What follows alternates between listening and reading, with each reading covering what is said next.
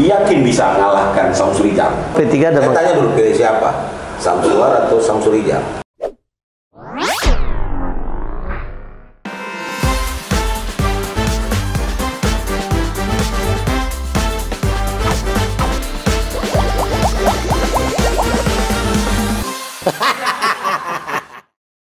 Abang nih, Ya. kita ini Riau yang kaya ini tidak punya ada satupun menteri yang ikut menentukan kebijakan negara. Nah, karena itu mesti ada ke depan tokoh-tokoh dari partai manapun dia, dari profesional, dari birokrasi yang jadi menteri. Kita pun kalau ada misalnya wakil menteri, ATR, BPN, Siraja kan. Nah, itu saya melihat bukan representatifnya Riau, tapi lebih sebagai sekjen PSI. Ya, betul. Nah, saya pikir ini juga ikhtiar. Maka partai politik, misalnya P3 koalisi dengan dengan PKS, dengan PDIP, jangan dilihat itunya. Tapi mungkin ada juga putra-putra Riau yang misalnya di Golkar misalnya. Idris Lena kan di Golkar. Kemudian ada Ahmad di Demokrat. Ya kalau nanti koalisi dia yang menang, mudah-mudahan dia ada situ jadi menteri. Ini kan bagi kue Abang kan tahu, bukan hanya kekuatan DPRD provinsi. Abang pernah sekda. Ketua TAPD-nya Abang. Kua PPAS-nya yang buat kan draftnya eksekutif. Maka kita mesti ada. Itu saya termasuk berjuang Bang sebagai Ketua Masyarakat Riau Jakarta harus ada. Anggota DPR sudah jatah 13, 7 dapil 1, 6 di dapil 2, ya kan? 4 DPD. Tetapi harus ada ikhtiar partai politik, kaderkannya lahir jadi menteri. Masa iya kalau ada menteri bagi kue nih contoh, ilustrasinya sederhana. Ini kue Indonesia ada 2000 triliun. Ada kita menteri di situ, menteri apapun gitu. Ya masa kasih dong Riau. Nah, kenapa Sumatera Barat? Saya kan bergaul juga sama tokoh Sumatera Barat, Medan, karena mereka itu banyak yang ada di eksekutif juga. Kita nggak ada. Setelah Pak almarhum Menteri Dalam Negeri Sarwin Hamid, ya kita doakan beliau lapang kuburnya, banyak jasanya. Ini pemekaran ini yang 7, dia bagian dari dia. Nah, artinya ada yang berjuang gitu. Nah, apakah jadi anggota DPR RI tidak bisa berjuang? Apakah kita harus menunggu orang Riau atau kitanya sendiri yang memang tidak getol berjuang bahwa kami pingin orang Riau ini, penghasil ini, ada menteri kami yang duduk, kalau tidak kami ribut nih. Ini gimana ceritanya? Jadi kan begini Bang, satu sisi kita harus perkuat anggota DPRI, perkuat kualitasnya, kompetensinya, kemampuan, keberanian dan sebagainya. Tapi juga kita ada ikhtiar supaya eksekutif ada. Bukan berarti anggota DPR tidak bisa berjuang. Tapi Bang kan tahu, nyusun anggaran ini kan bukan hanya DPRI punya hak punya hak budgeting. Harusnya ada eksekutif. Kita nggak artinya kan DPR gini. Kalau dia di kabupaten, kota sampai provinsi, itu peran eksekutif kuat. Sisi penganggaran. Tapi ketika bicara di DPR RI, DPR-nya yang kuat. Sejajar, artinya sejajar. Termasuk kuat. Kenapa? Di tingkat komisi saja dia sudah jadi penentu untuk DPR RI. Kan gitu. Maka kompetensi, kemampuan, keberanian dan integritas DPR itu diperlukan. Di sana itu diperlukan kan. Saya tidak mengatakan yang sekarang tidak berintegritas, tidak berjuang. Kadang-kadang jadi persoalan kalau mereka tanya masa ada nggak anggota DPR RI dari Riau yang komisi bidang keuangan misalnya menangani keuangan. Kenapa misalnya alokasi DAK-nya atau apanya biasa-biasa aja. Atau ada yang nggak ngerti DAK kali Bang? Saya tapi itulah kenyataannya. Jadi saya kira ada niatan baik dari Pak Rusli untuk menjadi anggota DPR RI dari dapil berapa? Dapil 1. Dapil 1. 7 kabupaten kota. 7 kabupaten. Termasuk Bengkalis. Jadi ingin memperjuangkan apalagi DPR RI-nya untuk 7 kabupaten kota. Harapan kami adalah jangan sampai 7 kabupaten kota ini kecewa dengan orang yang mewakili dia di Senayan. Harapan mereka kan tertumpang sama anggota DPR RI yang ada di Senayan. Kami milih kau untuk kau perjuangkan kami. Kan gitu. Nah, supaya kau tahu kami banyak persoalan. Kami perlu banyak hal. Kami tertinggal jauh, walaupun kami punya penghasilan besar misalnya untuk bekalis. Tapi tak ada. Ya kan? Nah, inilah yang semua jadi persoalan besar di Riau ini, dan itu disampaikan ke saya, dan banyak hal tokoh-tokoh juga menyampaikan keluhan mereka terkait dengan kadang-kadang kita nggak ada gunanya punya anggota DPR RI. Dia sibuk dengan politik dia sibuk dengan dia dana reses dia, kita nggak tahu reses apa yang dia bicarakan, nggak pernah dipublikasikan di media, kan gitu. Tapi mungkin kita masih juga punya harapan dengan orang-orang yang maju, putra-putra terbaik Riau yang akan maju ke sana, bahwa kedepannya lakukanlah perubahan besar untuk Riau sehingga rakyat makin percaya dengan wakilnya yang ada di sana. Gonggong terus pemerintah, karena tugas anggota dewan itu kan menggonggong pemerintah bahwa ini loh Riau kenapa dibiarkan terus. Ya kan, memang itu tugasnya anggota dewan, menggonggong. Nah, kan gitu kata Rocky Gerung kalau dia ngomong gitu. Nah, terakhir mungkin kita waktunya Pak Rusli. Pak Rusli satu dapil dengan Samsul Rijal, yakin bisa mengalahkan Samsul Rijal dalam pertarungan ini? Saya mazhab optimis, Bang. Yakin saya memakai mazhab. Yakin nggak? Itu tuh yakin kalau mazhab optimis. Cuman kan begini masalahnya. Masalah begini, kita dalam berdemokrasi internal itu kan pastabikul khairat umusnya. Kita bagi zona, beliau mungkin Bengkalis, Meranti, saya fokus Rohil, Dumai dan sebagainya. Ya semuanya kan kita ini dukung oleh rakyat, kan kembali kepada rakyat. Nah makanya saya tanya, yakin nggak? Kalau soal yakin tentu yakin. Ya udah, itu saya bagi kita. Kan begini Bang. Kan saya bicara, saya kan dosen ya Bang. 2014 saya punya suara 48.000. 2012 ya? 2014. Saya kan maju juga. Dari DPD provinsi saya maju. Bukan saya tidak bagus, mohon maaf. Yang duduk-duduk ada cuma 35.000, ada 30.000. Tapi saya tidak ditopang bawahnya 8.000. Nah, kemarin Samsul Rijal cuma dapat Bang 42.000. Ini kita bicara betul.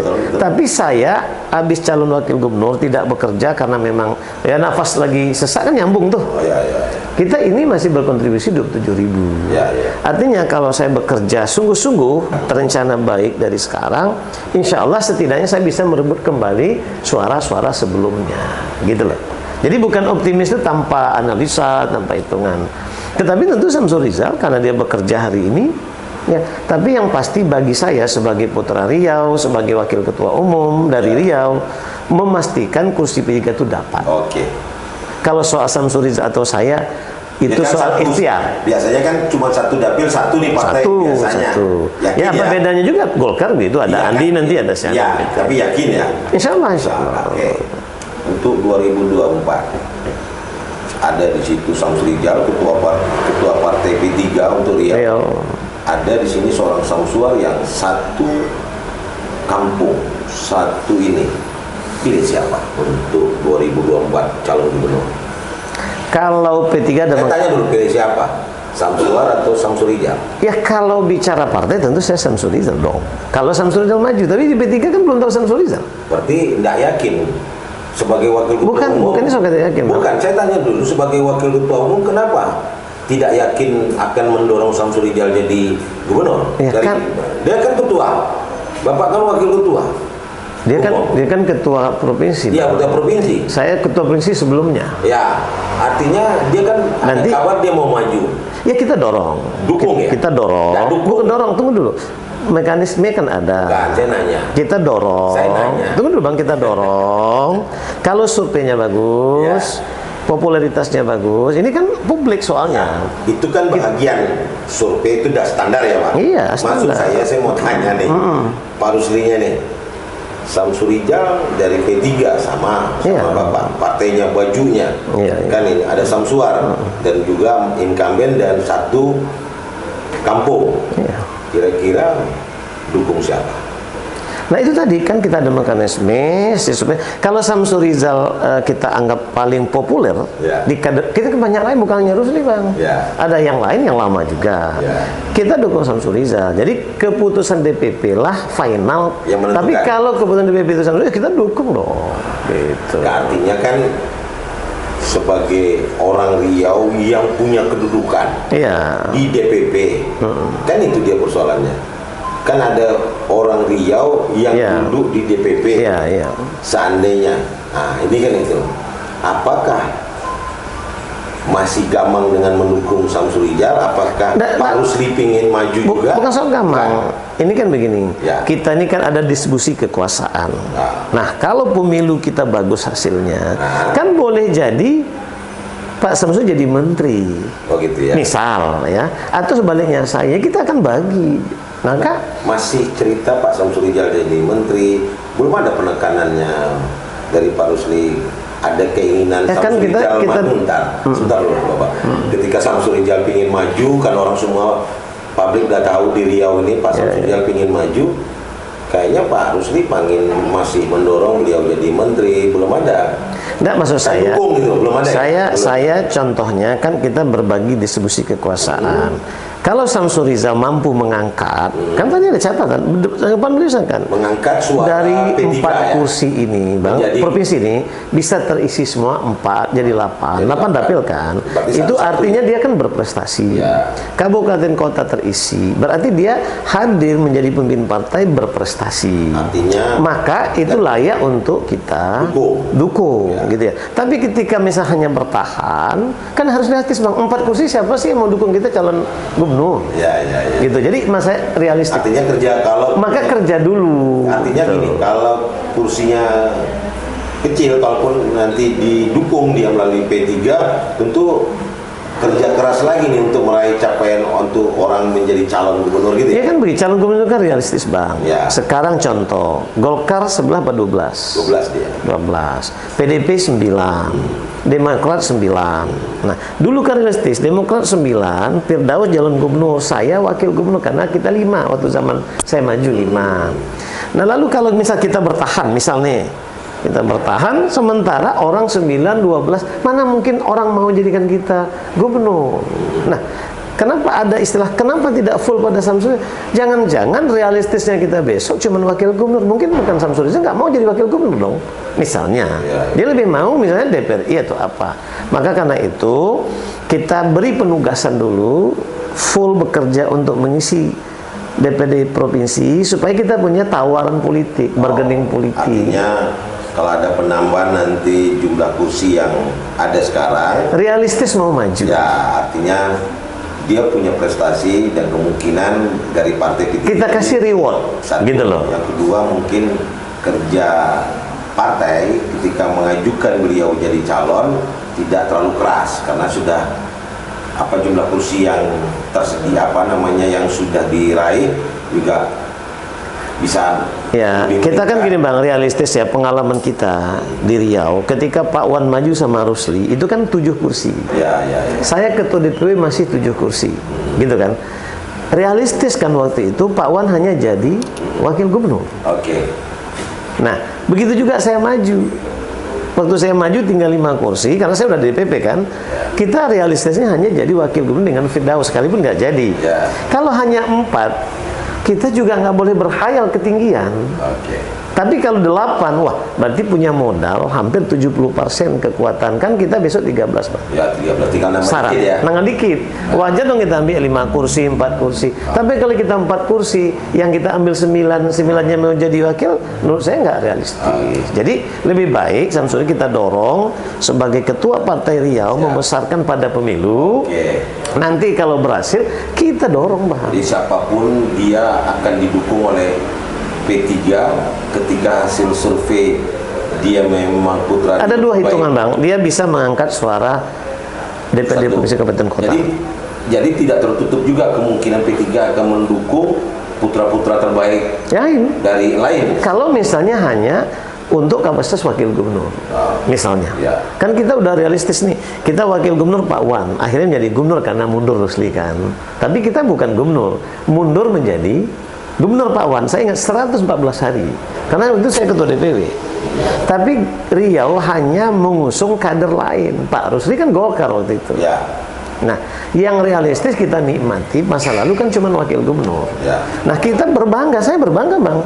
Ini didengar oleh masyarakat Riau, ada hadir Samsuriza, birokrasi yang sempurna. Ya. Ya, kita kan tahu kadernya semuanya sudah. Sekarang ternyata terpilih jadi anggota DPR kan sangat layak jadi gubernur. Ya. Tapi kita juga harus tahu kita cuma 4 kursi.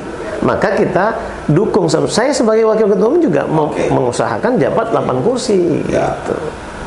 Terkait dengan kepemimpinan Samsua sekarang, gimana menurut Pak Rusli sebagai orang Riau yang bermukim di Jakarta, melihatnya sedikit saja karena waktu kita sudah terbatas. Ya, saya melihat tentu relatif ya. Relatif apa namanya yang signifikan, yang kelihatan baik tajibel maupun intajibel aset saya nggak melihat. Ya. Tetapi kan ada alasan COVID katanya, macam ada 2 tahun ya. Karena itu kalau beliau maju lagi ke depan, didukung oleh Golkar tentunya, ya harus ada lompatan. Lompatan besar ya. Lompatan besar. Dan saya pikir juga sekarang ini belum ada lompatan ya. Ya saya kan berada di dalam 10 tahun DPRD. Nah, dan Rusli kan perlu ada lompatan besar tadi, cerita Pak Rusli. Nah, sekarang ini belum ada lompatan besar yang dilakukan selama hampir 5 tahun. Ya, sekalipun dia terhadang dengan 2 tahun COVID. Ya. Berarti sampai hari ini belum ada lompatan besar. Saya melihat kan apa yang mau kita sebut? Prestasinya. Iya, misalnya kan di bidang infrastruktur apa gitu ya. Kalau hanya relatif ada ya kita, ya saya bangga juga kan cita-cita saya dulu di buku ini Bang. Buku ini saya mau bangun menara Quran di Riau. Lalu beliau bangun Quran Center misalnya. Terus ada payung di Masjid Agung. Tapi kan mau kita urai misalnya bidang infrastruktur, kalau zaman Pak Saleh ada kedokteran, ada masjid Agung dulu, sekarang Masjid Raya. Kalau Rusli banyak, playover, kantor gubernur, perpustakaan, ya banyak sekali bisa kita sebut gitu ya. Tetapi mungkin Pak Samsuar dia lebih pada sumber daya manusia kali ya. Tapi saya tidak melihat juga apa kalau. Jadi artinya belum kelihatan lah prestasi yang diharapkan sebagai seorang gubernur gitu. Kalau dulu dikatakan. Kalau dulu, enggak, tunggu dulu, saya tanya, boleh dikatakan belum kelihatan prestasinya selama 5 tahun ini? Ya, saya belum melihat. Ya. Terus juga kalau misalnya ada penghargaan seperti Anies, kita kan kelihatan untuk penghargaan bidang apa.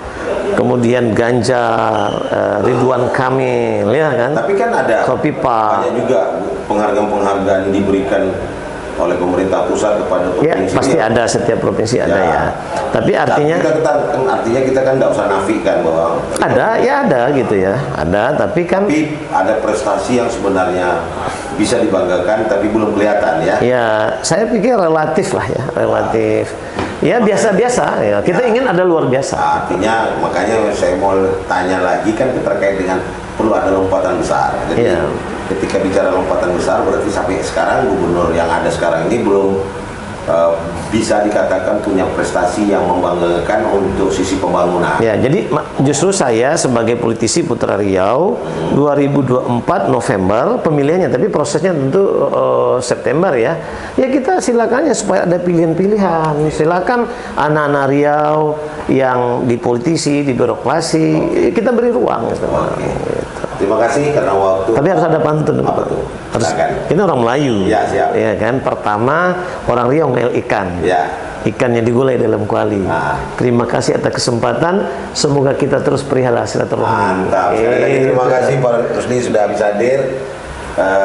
Pak Rusli saya sekalian, terima kasih kita sudah berbincang berbual YP di sore hari ini bersama dengan Pak Rusli Effendi. Beliau cukup lama.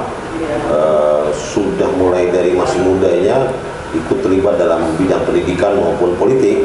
Tentu dia punya sejarah panjang terkait dengan proses politik yang ada di Riau, tapi dia lebih perhatian kepada dunia pendidikan karena itu bagian dari cita-cita beliau. Mungkin dari kecil harapannya ketika putra-putra Riau ini dengan pendidikan yang kedepannya makin lama makin membaik, itu juga akan memberikan pertaruhan besar bagi kemajuan Provinsi Riau ke depannya. Maka untuk itulah beliau ingin menyisihkan pemikiran tenaga untuk bisa duduk di DPR RI dan memberikan kontribusi besar untuk pembangunan Riau ke depannya. Tentu sebuah niat baik, tentunya kita dukung. Harapan kita juga dari masyarakat Riau, khususnya yang ada di Kota Pagarongan, itu kita tertumpang harapan beliau ketika nanti akan menjadi DPR RI, tidak lagi janji-janji, tapi harus dibuktikan, karena ini amanah yang kita berikan kepada beliau untuk bisa duduk, dan beliau harus berjanji, dan itu nanti kan juga ketika dilantik kan disumpah bahwa dia akan menjalankan janji dan amanah yang pernah dia sampaikan kepada rakyat masyarakat Riau. Harapan itu tentu kita mesti dukung, jangan janji-janji beliau dengan keinginan beliau, sehingga nanti bisa ada putra-putra daerah yang masih muda, masih energik untuk bisa membantu pembangunan yang ada di Provinsi Riau. Terima kasih sekali lagi Pak Rusli. Terima kasih Bang, saya sudah mencari bisa hadir di dalam Buali episode ini. Mungkin ke depan kita akan cari lagi sosok-sosok anak muda yang punya pemikiran brilian, yang akan bisa duduk di Jakarta, yang akan bisa ditorbitkan jadi pemimpin Riau di 2024. Amin. Terima kasih sekali lagi atas karir Pak Rusli dalam podcast ini. Kalam saya ucapkan bila itu wal hidayah. Assalamualaikum warahmatullahi wabarakatuh. Waalaikumsalam warahmatullahi wabarakatuh. Terima kasih.